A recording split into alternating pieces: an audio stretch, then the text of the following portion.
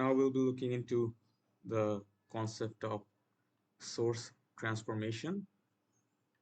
So we know that there are two kinds of sources. One is in the left shown is the uh, independent voltage source, and on the right is shown the independent current source. Now, to convert a voltage source to its respective current source, what you need is a resistance in series with the voltage source, and you use that to convert it to its equivalent current source, where the current magnitude will be given by the voltage of the voltage source divided by the resistance that you took in series with the voltage source. That should give you the magnitude of the current source, and the resistance that you used in series will now be connected in parallel with the independent current source. Now, equivalently, you can convert a current source to its respective voltage source using a resistance in parallel. So if you want to convert a current source to its respective voltage source, you need a resistance in parallel with the current source. Then you use that to convert to a voltage source in series with the resistance. The resistance value will be the same, and the voltage source value will be the current source multiplied by the resistance that was connected in parallel, which you used. Right now, the same concept applies for dependent voltage sources also. So even if this is a dependent voltage source, you can convert it to a dependent current source, and the resistance will just be shifted from the series to parallel configurations or from parallel to series configurations. Now, this is one example. So here you see we have 4 independent sources, and you are asked to find I naught, which is the current in this branch, using source transformation. So in the beginning, what we will do is that you see that we have a current source in parallel with a resistance 3 kilo ohms. So we will convert this combination of branch, the current source in parallel with the 3 kilo ohm, convert it into a voltage source in series with the resistance. All right. So this is shown here. So this 3 kilo ohm in parallel with the current source now comes in series with the voltage source, and the magnitude of the voltage source would be 4 milliampere times 3 kilo ohms, which is 12 volt. All right. Now, then you see this 3 kilo ohm is in parallel with this 4 milliampere, because the 4 milliampere and the 3 kilo ohm shares one node on the left and also shares another node at the right, because this is a single wire connecting the nodes. So this is basically a short circuit. So this node is same as this node, so we can say that this independent current source is in parallel with the 3 kilo ohms. Now since these two are in parallel, we can convert them into a series voltage source, in series with the 3 kilo ohms, which is shown here. So another 3 kilo ohms in series with the voltage source, and the voltage source magnitude would be again 4 milliampere times 3 kilo ohms, which is 12 volts. Now remember, note the direction of the polarity of the voltage sources, since the current direction is pointed upwards, and we know that from the source current comes out from the positive terminal, so the positive terminal will be at the top. And for this current source, since the direction of the current is on the right, so therefore the polarity will also be on the right. The positive polarity will also be on the right.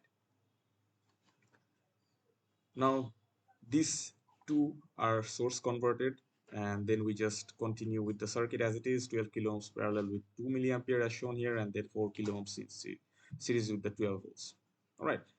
Now then, since these two voltage sources are in series, we can add them up. This becomes 24 volts, and these two resistances are in series. This becomes 6 kilo ohms.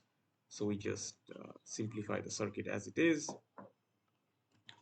Next, what we do is that we convert this voltage source in series with the resistance. We convert this into again a current source in parallel with this resistance. Now to convert it into a current source, what we need is that we have to divide the voltage source with the resistance.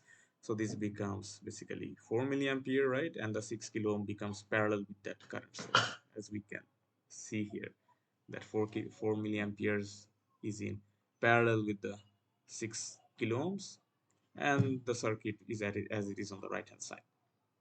Now since we have two current sources in parallel, right, so we can add them up to convert it into a 6 milliampere current source, and since these two resistances are in parallel, we also find the equivalent resistance, which is 4 kilo ohms. So now this is the more simplified version of the circuit.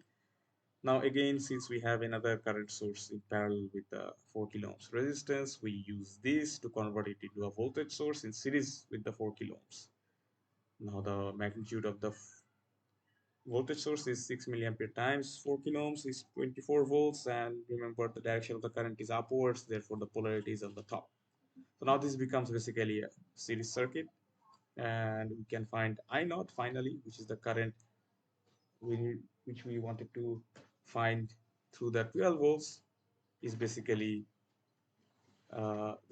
we have to do now just the voltage difference, which is like, since this 24 volt polarity is pushing current on the right hand side in the clockwise direction, and this 12 volt is trying to push the current on the anti-clockwise direction, so therefore in net we can find the current I naught, which is basically the difference between the voltage at this node, which is 24, minus the voltage at this node, which is 12, divided by the total resistance in between, which is 8 kilo ohms. So therefore the I naught is basically 1.5 milliampere. Now here we see another example. Here we have three independent sources, two voltage source and one current source. Now we have to find I naught, which is the current in this branch. So at first what we do is that we sum these two resistances which are in series, becomes 12 kilo ohms. Then what we do is that we use these 4 kilo ohms in series with this 6 volt voltage source and convert it into a 4 kilo ohms resistance in parallel with the current source, and the magnitude of the current source is 6 by 4, which is 1.5 milliampere. All right, and this 12 kilo ohm is the summation of these two resistances. Now we just continue with the circuit as it is, right? So this is the simplified version of the circuit. Now for this 12 kilo ohms is in parallel with the 4 kilo ohms, and the equivalent resistance is 3 kilo ohms, right? Then we use these 3 kilo ohms in parallel with this 1.5 milliampere current source to convert it into a series combination of a voltage source and 3 kilo ohm resistance, and the magnitude of the voltage source is 1.5 milliampere times 3 kilo ohms, which is 4.5 volts, and the polarity, positive polarity, is downwards because the current direction was downwards. All right.